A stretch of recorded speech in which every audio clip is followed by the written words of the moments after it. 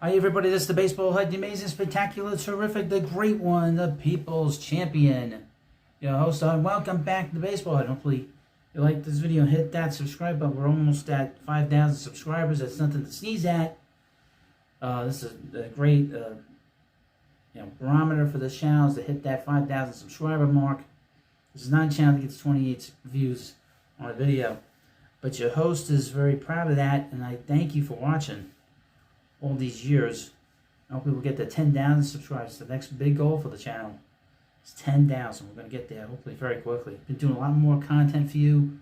And if you're a Met fan, you're going to like it. And of course, if you're a baseball fan, you're going to like it too. So I'm going to start to sprinkle in prospect videos and sprinkle in some general baseball videos, and hopefully you like it. But we're going to go through the Mets trading deadline and what they got in before July 30th at the deadline, and who they gave up. This is just in random order. They made 6 trades that hopefully helps the Major League club get to the postseason for the first time in 2 years.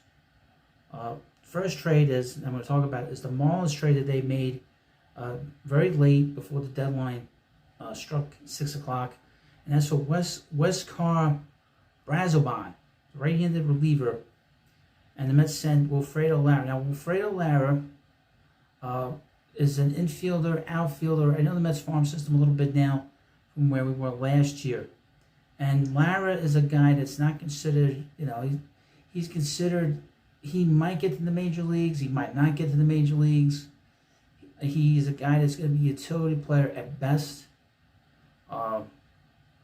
He's a good defensive third baseman, but he's not really, he's sort of a tweener as a player. He's not considered a big prospect, about a top 35, 36, 37 prospect in the Mets farm system prior to this trade. Nothing really of note, to be honest with you. He doesn't do anything particularly well. There's a little bit of this, a little bit of that. He's sort of a, but for Brazoban, he's a guy that throws 98 miles an hour. He's 34 years old. He just got to the major leagues 2 years. The Mets have him under team control until 2028.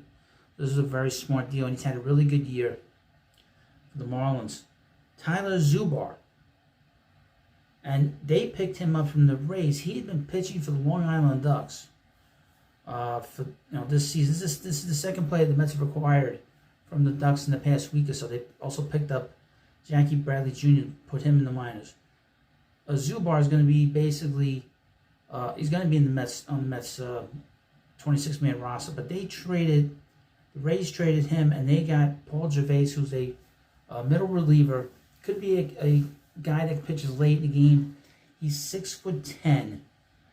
He's a guy that's another top 30 prospect that the Mets had in their system. He wasn't a starter. He was a reliever. He was looked at as a reliever in the minor leagues. He does throw hard, but he does work a lot of batters. Zubar has very good stuff, from what I understand. He's pitched for the Royals. It is a high reward kind of trade for the Mets for now. We'll see what happens when we get to, when he gets here. I've never seen him before. He's one of these pitchers I've not seen. All these other guys I've seen. All these players the Mets have brought in, I've seen them all. Other than maybe Blackburn. Maybe I've seen Blackburn pitch. Up next is Paul Blackburn. The Mets picked him up from the Oakland A's early in the afternoon. This was a surprise name that popped up. He had missed 2 months with a stress reaction in his foot, and he missed 2 months. He did throw like 20-something innings to start the year with not giving up a run, and then he got hurt. He pitched a few days ago.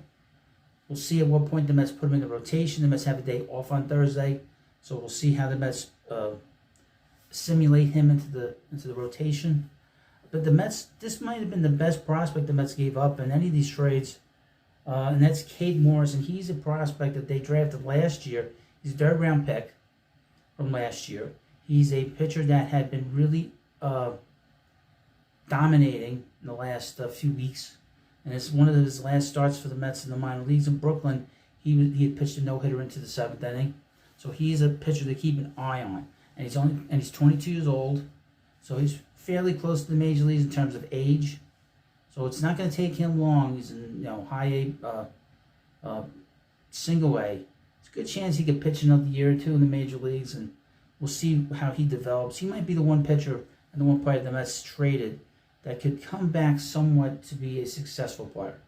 Now, Jesse Winker, he's the name player the Mets picked up. They picked him up from the Nationals on Saturday, and they gave up Tyler Stewart, who's the Mets' best prospect of the pitchers and the players the Mets traded this week. And Tyler Stewart is 6'8", something like that. And he's a guy that throws hard. He's a guy that probably his future is probably in the bullpen. He'd been starting. He'd been pitching well up until the trade. We know we're going to get from Jesse Winker. He's going to do a good job against right-handed pitching. He's not going to play every day. Right now, he's not playing the full game. The Mets are easing him in. He really hasn't played much in the last month in the field because he was DHing primarily for the Nationals.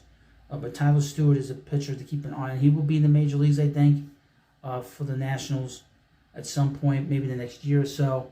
But he's not going to be a starter, I don't think. Like I said, I know the Mets farm system now from what I knew last year. Much, much better than I did from last year. He's going to be a major leaguer at some point. Kate Morris is going to be a major leaguer. Gervais is going to be a major leaguer. Those three guys in particular will be major leaguers. Phil Maton, which they picked up a few weeks ago, the Mets sent money or a player to be named later. I don't know what that's going to happen here. That's a little bit. It's a trade that's incomplete. He's pitched okay for the Mets. He's been okay.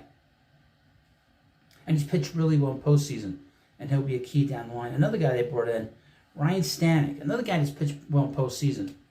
He's another pitcher the Mets brought in from the Rays. He pitched for the Astros for a few years, and he pitched for Dusty Baker. He's won a World Series. He's pitched really well in postseason too. The Mets gave up a prospect called Rylan Thomas. He's an outfielder. He's a guy that can hit a little bit.